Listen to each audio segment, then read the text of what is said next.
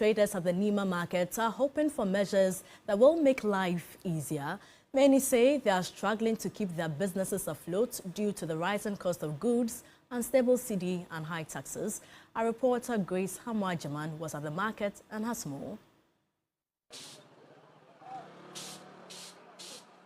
It's a typical day at the Nima market. Busy, loud and full of life. But behind the bars is frustration. For most traders here, business has not been the same in recent months. I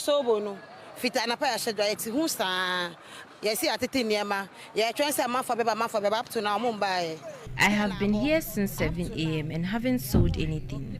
Sales these days is very slow.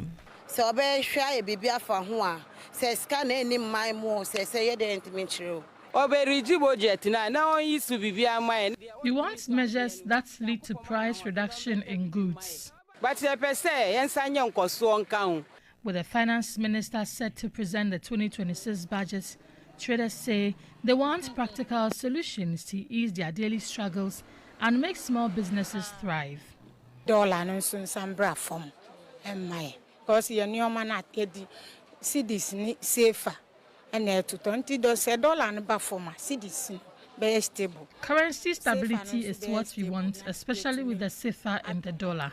Oh, budget what me now to man be a tax when they go no what me if you on times no man be. There are a lot of taxes on goods and services. We want them reduced. Papa to no buy so for never from. Me maintain any drivers no. Because almost see you say I use petrol. And but to go for dropping. Fuel prices have gone down recently, but transport fares remain high and we want that changed.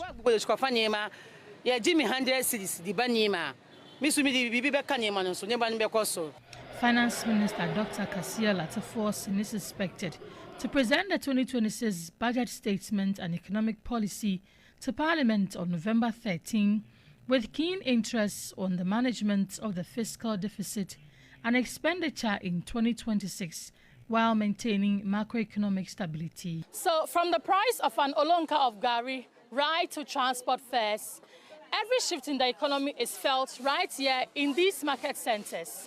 And even as the minister ready to present the budgets, the market folks tell me they will be on the lookout, waiting for relief and real solutions. Grace Hamwajaman, TV3 News, Nima Markets, Accra. And in just 48 hours, all eyes will be on Parliament as the Finance Minister takes the floor to present the much-anticipated 2026 budget statement. As the countdown begins, we take a closer look at the bigger picture, the macroeconomic targets this administration sets for itself, how those targets have evolved over time, and what the latest economic indicators and trends reveal about the current state of Ghana's economy. But first, let's revisit a moment from the mid-year budget review where the Finance Minister did outline government's key macroeconomic targets. Mr. Speaker, macroeconomic target. Economic development in the first half of the year do not warrant a revision to the macroeconomic target and the appropriations bill. Mr. Speaker, I am not asking for additional money from the Appropriations Act. We maintain the following macroeconomic target for 2025. 1. Overall GDP growth at least 4.0%. At least. Non-oil GDP growth of at least 4.8%. End-year inflation rate of 11.9%. Primary balance on commitment basis at a surplus of 1.5% of GDP. And gross international reserves covering not less than 3 months of import. Mr. Speaker, although we have made significant progress, we are cautiously optimistic. Let's now head to the dashboard for a closer look. And Martin, were we able to meet our targets? Absolutely. Some, in fact, most of them, the Finance Minister mentioned, we have been able to meet it. And the key macro indicators that he touched on are what we're also going to be looking at. The first will be the issue of the exchange rate and how the cedi has performed against the foreign currencies or the major trading currencies. And clearly, you can tell from this graph that Ghana's cedi has risen to very dizzying heights and has come to some very low lows. But as it stands, and from what the president himself said about our currency having to hover between 10 and 12%, or 12 cedis, which will be like it finding its true value, that is where we currently are. So the graph tells us that as of May 2025, we're around 15 cedis to the dollar. But today, as we speak, on November 2025, the cedi to the dollar is about 10 cedis to $1, 10.95. So it means that the target that was set between 10 and 12%, which was actually set by the president, we are within that. Again, we come to issues of trade balance. You know, Ghana, almost always you hear this statement that has become like a cliche, where people say that Ghana is an import-driven economy. We import more than we export. Well, if you look at this particular period, between January and August 2025, the country has actually exported more than we have imported. So we exported about $17.9 billion worth of goods and services or items from the country, as against how much we actually imported. And most of this have to do with gold and our major export commodities. Again, another key issue we are paying attention to is our reserves. How much do we have in our affairs as a country, which is an indication of how much we have to spend or can spend.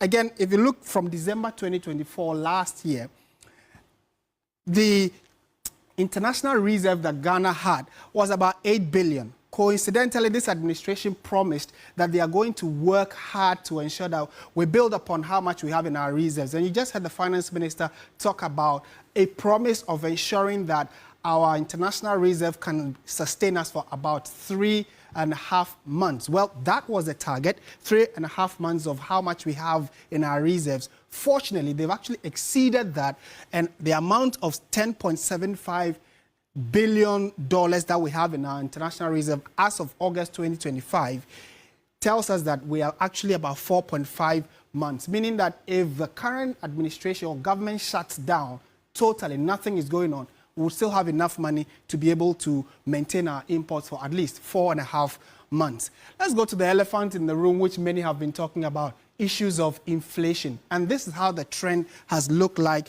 since October 2024.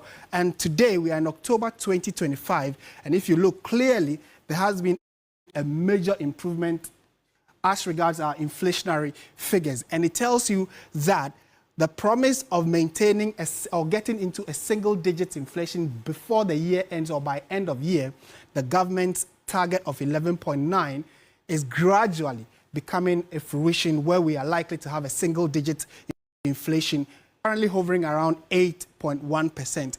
Again, the debt profile of the country. Now, if you take Ghana as a man, if you work, you earn salary. That amount is what you spend. How much you spend vis-a-vis how much you owe, which you will take from your salary, is what could tell whether you are making progress or you have money or you are going to be in perpetual debt. We are in debt, yes, but if you look at how much we are earning as a country now vis-a-vis how much we owe and the payments we are making, both domestic and foreign, tells you that the management of the economy and our books are actually very, very good or are looking positive, in that we used to spend over 55% of how much we are earning as a country. And we used to actually pay, in terms of debts, excess of 55% of how much we had. But now it fell, as of May, to about 44, means we are spending or paying less of how much we are earning, and that is gradually rising. But we are hoping that tomorrow, Thursday, when the finance minister does go to Parliament, he will be able to tell us how they intend to maintain below half of how much we owe, and the debt to GDP rate is something that we are also going to be paying very key attention to as the minister